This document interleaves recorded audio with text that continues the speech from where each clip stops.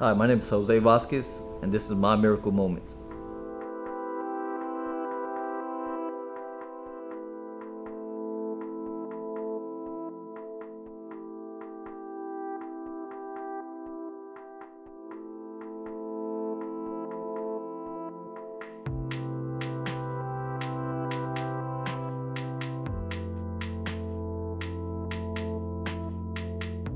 Growing up, I was a good student, a good son. Listened to my parents a lot. I was your average normal kid. When I got to high school, that's when I started hanging around with the bad crowd, bad kids, the so-called cool kids.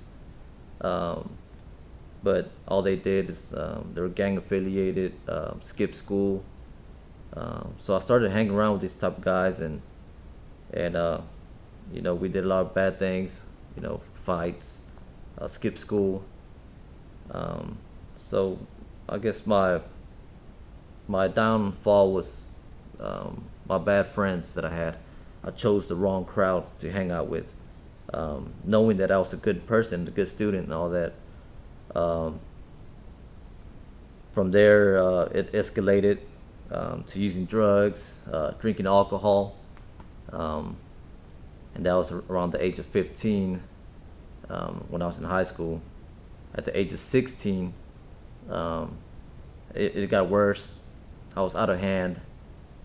That's when I started using alcohol, at the age of 16.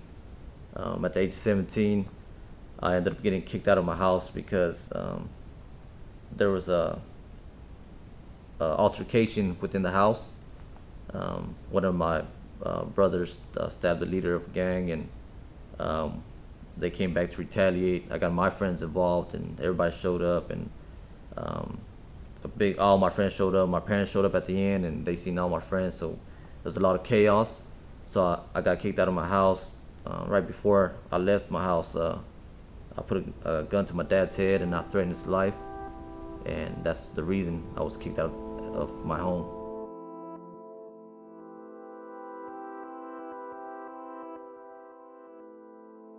I went back to the same thing. I never got it. I was in a cycle.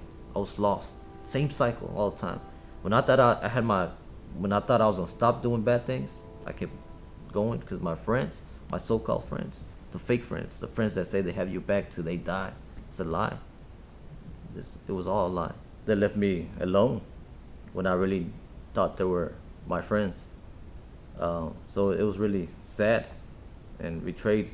Um, the real friends were the ones that were there all along. They tried to make me do good, and those are the only ones that stuck around. But I still, even when they were around, I still chose that bad life, the negative life. And one of my friends' parents gave me a place to live, and I started working at a temp agency, and I didn't like that, the money I was making. So I went to the streets and started robbing, started stealing, started breaking into cars and taking people's stuff. My friend's mother noticed all the stolen property in my friend's room, so she kicked me out. So I ended up in the streets. One of my other friends introduced me to this two brothers. I didn't know them, so they introduced me, and they were abandoned by their mom because their mom met some other guy, and so she decided to leave them two behind, and she left. So they had a house. The mom had a house, and she said, "You know what? I'm gonna leave you at the house. There's no electricity. There's no lights." So she's like, "Y'all deal with it. Y'all find out how to connect the lights, and I'm leaving." So she left. There was three of us in the house, and we started to make plans to come up with fast money. So we did a lot of things. We did like robberies. We at gunpoint. A lot of fightings. So that all the bad things that I did in my life ended up, in jail, out jail, in jail. I got my first drug possession at the age of 19. I got out that. I was on probation. I violated probation, went back in jail, and throughout my whole life, I was in and out of jail. I spent 3 birthdays in jail. I never, in my head, I was too full of pride. I had a uh, a vision about myself, to be the top dangerous, I guess, gangster. You want the gang life, like, you know, because growing up, my brothers, I'm the youngest. My older brothers, you know, they're gang members. So I was trying to be bigger than them. So that was my vision, to be the biggest, I guess, gang member in Houston. I got to a certain age of 22 that I ended up in Harris County. And in Harris County, I got sentenced to 10 months in state jail. So before I was transferred from Harris County to state jail, they put you in this holding tank before you have to wait for the bus to get transferred to state jail. And in the holding tank, there was a lot of people in there. And I remember this one guy that sat there, and he was a lonely guy, and he was talking to himself. He kept talking to himself. So I thought he was like a crackhead or something. So I ignored him, but he was right here, sitting right next to me, like at the corner of the bench. And he all of a sudden talked to me. He told me, he asked me if I wanted to hear a story. And I looked at him, and he began telling me the story about this guy that was instructed by God to preach at the city, and he decided not to listen, so he got swallowed by a whale. And I didn't know anything about the Bible. I didn't know any stories of the Bible at that point. But when he spoke to me, I could see everything that he was telling me. And that holding tank, I was surrounded by inmates. I mean, we're all gonna get transferred to state jail. So I mean, it's real crowded, and everybody's real loud. So when I heard this guy and I could vision everything, it really scared me, because I didn't know what was going on. And when I snapped out of it, I looked at him, and I told that guy what I was seeing. I said, man, each time you talk to me, I see things like I'm watching TV, and it's in color. And he looked at me, he smiled. The whole time he spoke to me, he looked at the ground. He did not look at me. He just looked at the ground and he smiled. And he kept rocking back and forth. He kept doing this. And he kept going with the story. He mentioned that that God used him to plant a seed. And now that seed is planted, the enemy's gonna attack. I still did not understand what he was talking about. But as soon as he finished talking to me, I heard somebody laughing at me. But I mean, it sounded right in my ear. When I looked at the corner of the tank, I could see this guy. He was just looking at me. He was laughing at me. He was just laughing. And this guy, the one that was telling me the story, he was still looking down, and he said, "You heard that?" And I said, "You heard it? The laugh?" And he said, "Yeah." And he told me, "Yeah, you hear that laugh? That's the enemy. He knows what just happened, and he knows that the seed is planted, so he's gonna attack you." And he told me to water that seed, and that seed will grow to be a tree and give fruit. And the way I water that is by reading the Bible. There's where I have that relationship with God. And I got transferred to state jail. I started going to the church, and start feeding myself, the spirit. I had that urge. I was on fire. I was on fire for God. As soon as I came out, it took 3 months. My plans, as soon as I came out, was to find a church and start preaching. I wanted to preach. I had that fire, that hunger. I wanted to get on the altar and start preaching. Because my flesh thought that I was ready. But I wasn't. 3 months later, I went back to drinking. Bad friends, same circle,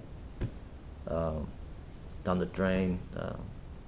I met back then she was my girlfriend, which is now my wife. We went clubbing, we partied a lot, we drank a lot. It got worse actually. But I did not any longer rob, steal. I started working and all that. I was more mature, but I still did things of the world. I went back more so because I like to respect the power that I got, putting fear into people, The money, fast money. With fast money, women came, all the other stuff. Drugs, alcohol came. Everything was easy. That life, it was easy to fall into sin. So that's why I went back. But more for me was more the sense of power, respect, and that's why I kept going back. When I fully stopped is when the the the officers are getting involved. When I was being watched, surveillanced, and one of the officers that knew me told me, what you doing? They're watching you already. He told me it was the undercovers, how many undercovers were looking at me, taking pictures. So I had a meeting, and I told the guys that I was gonna quit. I'm gonna stop. I quit and I went back to live with my parents and working. And so I called my dad at his work. He used to work at Fiesta. I still remember that. And my dad, even though I almost took his life, he forgave me. My dad forgave me. And he said that he's my father. He will always forgive me regardless of what I did. So I went back. When I went back, he accepted me with his arms wide open, and like if I didn't do nothing bad. And he showed me his love. And when my dad forgave me, I felt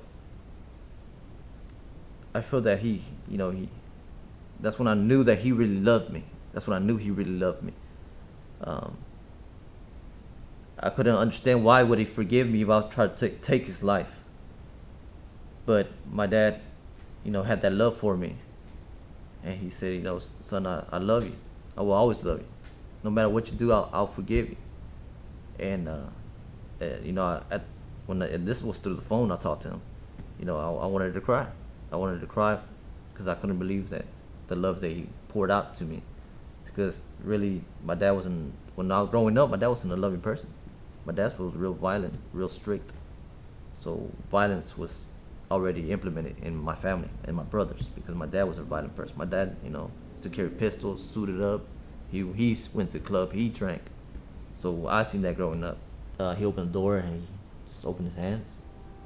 And I hugged him like I was a little kid. I hugged him. He cried. And, I cried. There was this guy that showed up. He was hired on. He was Christian. He was a young guy. I noticed he had tattoos on him. He started talking to me about God again. And, he gave me his testimony. He told me that he used to be a thug.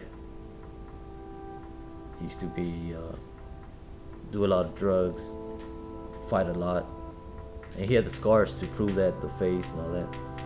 He told me he got stabbed 15 times. He showed me the wounds, the stab wounds. He had them in his arm, his chest. Everywhere. He told me how he had the stabbing. He got stabbed because he got in a fight. He got in a fight over some girl, and he almost died. And he had a vision. He had a dream, I guess, experience.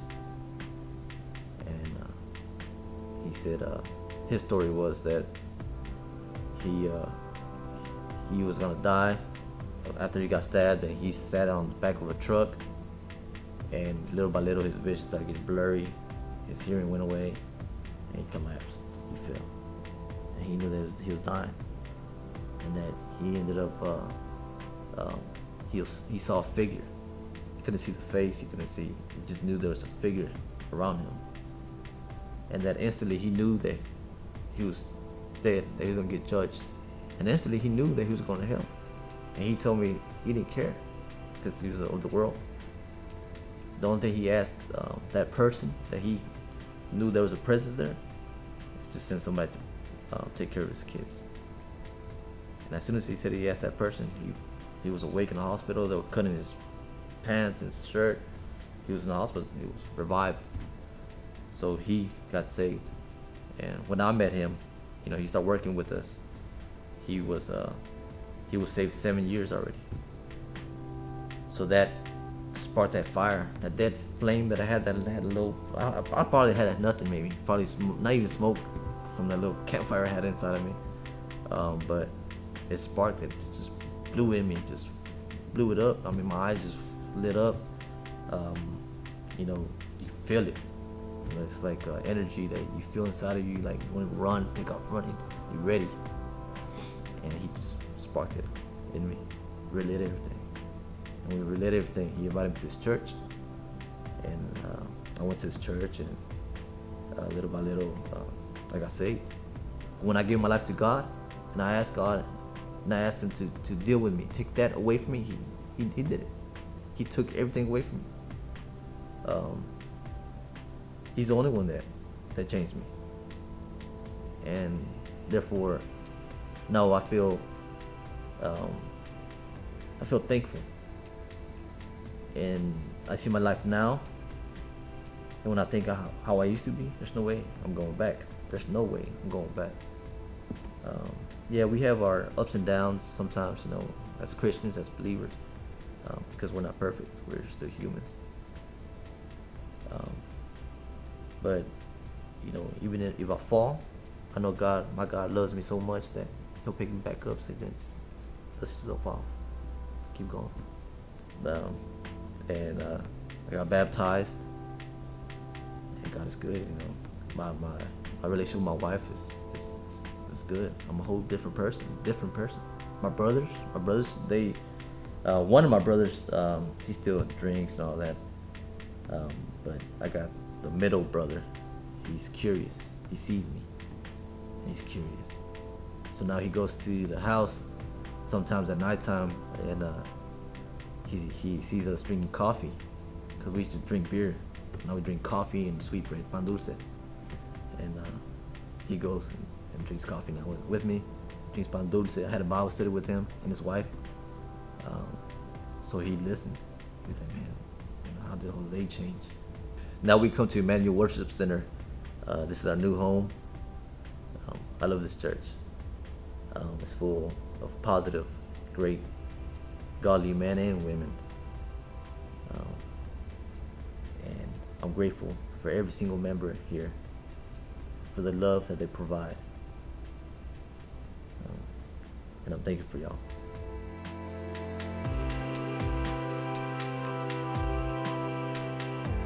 My name is Jose Vasquez, and I believe in the God of miracles.